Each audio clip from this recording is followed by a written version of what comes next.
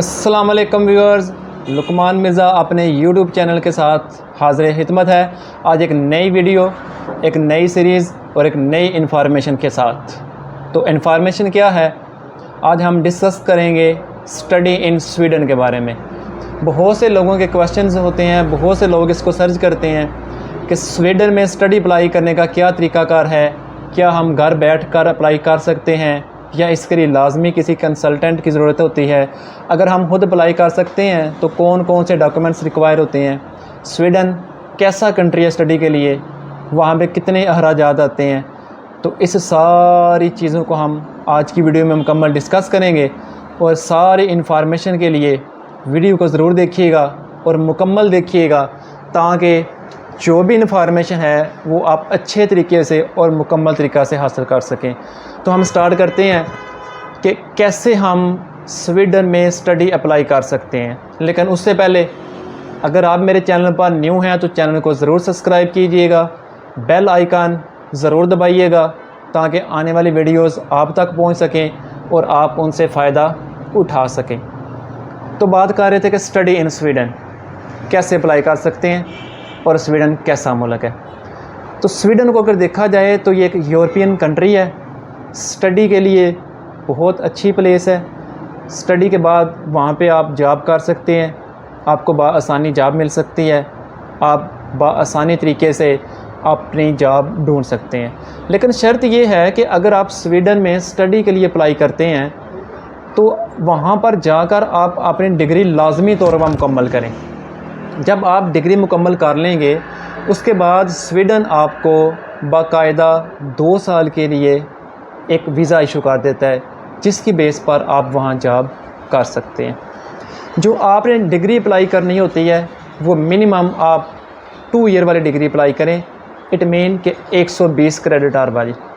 बाज़ औक़ात हम क्या करते हैं 7.5 क्रेडिट आवर चूज़ करते हैं या बाज़ औक़ात हम 30 क्रेडिट आवर चूज़ करते हैं। तो वो शॉर्ट टर्म कोर्सेज़ होते हैं, वो मेन डिग्री की बुनियाद के लिए जिसको हम पाकिस्तान में ज़ीरो सेमेस्टर कहते हैं वो उस मकसद में इस्तेमाल होते हैं। तो अगर आप ज़ीरो सेमेस्टर यानी 7.5 क्रेडिट या 30 क्रेडिट वाला कोर्स चूज़ करते हैं तो उसमें मैक्सिमम चांसेस ये हैं कि यूनिवर्सिटी आपको एडमिशन नहीं देती। अगर यूनिवर्सिटी आपको एडमिशन दे देती है तो फिर आपका वीज़ा रिफ्यूज़ कर दिया जाता है, आपको वीज़ा के वक्त एप्लीकेशन को आपकी रिजेक्ट कर दी जाती है। तो जब आप स्वीडन में 2 साल डिग्री प्रोग्राम 120 क्रेडिट आवर वाली अप्लाई करते हैं तो आपके एडमिशन के चांसेस ज़्यादा होते हैं और वीज़ा रिफ्यूज़ल के चांसेस बहुत कम होते हैं। उसके बाद अक्सर हमारे जहन में आता है कि स्वीडन में स्टडी के लिए आइल्स ज़रूरी है या नहीं, और अगर आइल्स ज़रूरी है तो कितने बैंड रिक्वायर होते हैं और मिनिमम कितने बैंड करने के बाद हम स्वीडन का वीज़ा अप्लाई कर सकते हैं। तो स्वीडन में बहुत सी यूनिवर्सिटीज़ हैं जो मास्टर लेवल के बाद विद आउट आइल्स आपको एडमिशन दे देती हैं, और कुछ यूनिवर्सिटी ऐसी भी हैं जो मास्टर प्रोग्राम में भी आपको आइल्स के बगैर एडमिशन नहीं देती। और अगर आप स्वीडन में जा रहे हैं बैचलर प्रोग्राम में तो फिर आपके लिए आइल्स लाजमी है, आपने लाजमी तौर पर आइल्स करना है और मिनिमम 5.5 बैंड होने चाहिए। इससे ज़्यादा होंगे तो आपका एडमिशन अच्छे तरीके से होगा। 5.5 से आपको एडमिशन मिलने के चांसेस बहुत कम हैं। तो यहाँ पे हम सजेस्ट करते हैं अगर आपने बैचलर प्रोग्राम में जाना है फिर भी, और अगर आपने मास्टर प्रोग्राम में जाना है तो फिर भी आप आइल्स लाजमी करें। लाजमी क्यों करें? क्योंकि आप जैसे बहुत से लोग स्वीडन में एडमिशन अप्लाई कर रहे होते हैं, जिन जिन बंदों ने आइल्स किया होता है यूनिवर्सिटी उसको संजीदा स्टूडेंट समझती है। वो समझती है कि वाकई ये बंदा यहाँ पे पढ़ने के लिए आ रहा है और आपके एडमिशन के चांसेस ज़्यादा होते हैं। तो जब इसको शॉर्टकट देखा जाए तो बैचलर के लिए आपको आइल्स रिक्वायर नहीं होता, लेकिन जब आप मास्टर के लिए करते हैं तो आपको आइल्स रिक्वायर होता है। लेकिन रिकमेंड किया जाता है कि आप बोथ डिग्री के लिए आइल्स लाजमी कर लें। जब आप आइल्स लाजमी कर लेंगे आपको यूनिवर्सिटी संजीदा स्टूडेंट समझेगी। उसके बाद अगला क्वेश्चन आता है कि किस तरह एडमिशन घर बैठ के अप्लाई किया जाए। तो जी हाँ, आप आराम सुकून से घर बैठ के इसका एडमिशन अप्लाई कर सकते हैं। कैसे कर सकते हैं? आप अपने लैपटॉप या कंप्यूटर की स्क्रीन पर जाएंगे, गूगल ओपन करेंगे, वहाँ पे universityadmission.se ओपन करेंगे। ये universityadmission.se स्वीडन की मेन वेबसाइट है जिसके थ्रू आप स्वीडन की तमाम यूनिवर्सिटी में अप्लाई कर सकते हैं। इसको ओपन करने के बाद इसको साइन अप करेंगे, अपना इस पर अकाउंट क्रिएट करेंगे। इट मीन कि अपना नाम, अपनी डेट ऑफ बर्थ, अपनी वल्दियत, अपनी जीमेल आईडी वगैरह इसमें लिखेंगे और साइन अप करेंगे। आपका पोर्टल साइन अप हो जाएगा। उसके बाद इस पोर्टल में आप क्या करेंगे, आपने जो डिग्री करनी है या आपकी जो डिग्री रेलिवेंट है उसको तलाश करेंगे। फॉर एग्ज़ाम्पल आपने मास्टर इन कंप्यूटर साइंस किया हुआ है, आप उसके बाद किसी जगह एडमिशन लेना चाहते हैं, तो आप क्या करेंगे, वहाँ पे मास्टर प्रोग्राम चेक करेंगे कि किस किस में आप एडमिशन ले सकते हैं।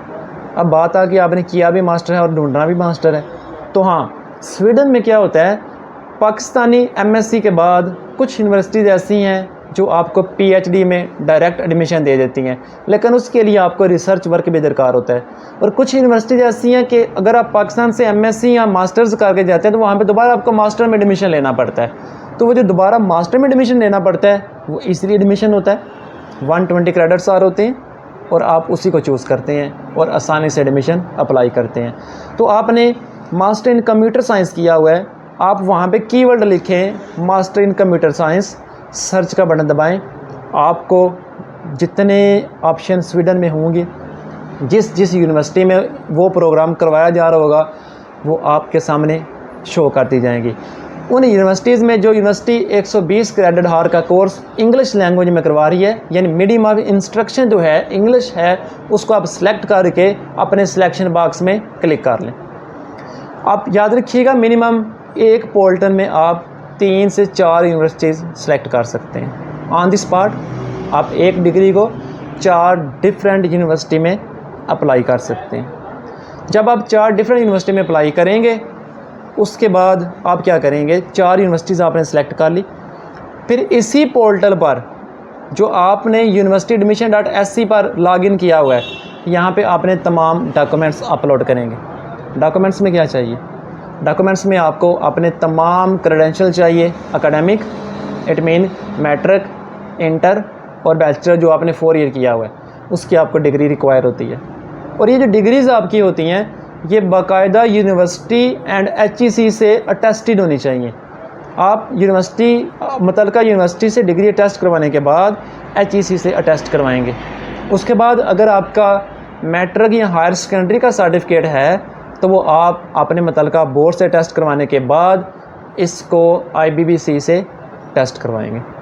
ये टेस्ट करवाने के बाद इनको आप स्कैन करके इसी पोर्टल पर अपलोड कर देंगे। आपका पासवर्ड रिक्वायर होता है, आपका ID कार्ड बेफाम रिक्वायर होता है, वालिद ID कार्ड रिक्वायर होता है। ये सारे डॉक्यूमेंट्स जो हैं ये आपने इसी पोर्टल पर अपलोड करने हैं। उसके बाद जब यहाँ पे आप सारा कुछ अपलोड कर देंगे, आपकी एप्लीकेशन उन 4 यूनिवर्सिटीज़ में ऑनलाइन हो जाएगी। इस पोर्टल की फ़ीस भी होती है, ये अप्रॉक्सीमेटली पाकिस्तान के तकरीबन 16 to 17,000 रुपीज़ इस पोर्टल की फ़ीस होती है जो नॉन रिफंडेबल होती है। जैसे ही आप पोर्टल को लॉगिन कर लेते हैं, इसको साइन इन कर लेते हैं, इस पर अपना सारा डाटा प्रोग्राम चूज़ कर लेते हैं, अपनी यूनिवर्सिटीज़ को देख लेते हैं, तो साथ फिर आप वहाँ से चलान फॉर्म डाउनलोड करके इजीली बैंक के थ्रू आप क्या करते हैं, जो उसकी फ़ीस 16 to 17,000 होती है वो आप पे करते हैं। याद रखिएगा, ये जो 17,000 या 18,000 या 16,000 फ़ीस होती है कि जस्ट इस पोर्टल की फ़ीस होती है। दूसरी ज़बान में हम कहते हैं एप्लीकेशन प्रोसेस फ़ीस होती है। ये फ़ीस अब आप सबमिट करवा देंगे, फिर बारी आ गई यूनिवर्सिटी के मतलब वो जो डॉक्यूमेंट्स आपने पोर्टल पर अपलोड कर दिए हैं, उन्हीं डॉक्यूमेंट्स की मदद से जो आपने यूनिवर्सिटी सेलेक्ट की हुई हैं वहाँ पे आप अपना एडमिशन अप्लाई करते हैं। जब आप वहाँ पर एडमिशन अप्लाई कर देंगे, उसके बाद यूनिवर्सिटी में आपका एडमिशन ऑनलाइन हो जाएगा। फिर यूनिवर्सिटी आपको आपकी मेल पर ये इन्फॉर्मेशन देती रहेगी कि कब मेरिट लिस्ट लगनी है, कब आपका एडमिशन होना है, कब रिजेक्शन आती है, या आपके डॉक्यूमेंटेशन में क्या फ़र्क रह गया उसको क्लियर करती है। आज के लिए इतना ही। मज़ीद आने वाली वीडियो में हम इसकी अगली सीरीज़ बनाएंगे कि इससे अगला प्रोसेस क्या है, यूनिवर्सिटीज़ की फ़ीस कितनी है, फ़ीस कैसे पे करनी है, स्वीडन में रहने के खर्चात कितने हैं, कैसे पे करने हैं, बैंक स्टेटमेंट कितनी चाहिए, कितना बैलेंस क्लोजिंग होना चाहिए। तो इससे अगली वीडियो में उसके बारे में मज़ीद डिस्कस किया जाएगा। आज की वीडियो में अगर आपका कोई क्वेश्चन हो, कोई समझ नहीं आई, कमेंट्स बॉक्स में ज़रूर बताइएगा ताकि आने वाली वीडियोज़ में आपका प्रॉब्लम रिज़ॉल्व किया जाए। शुक्रिया।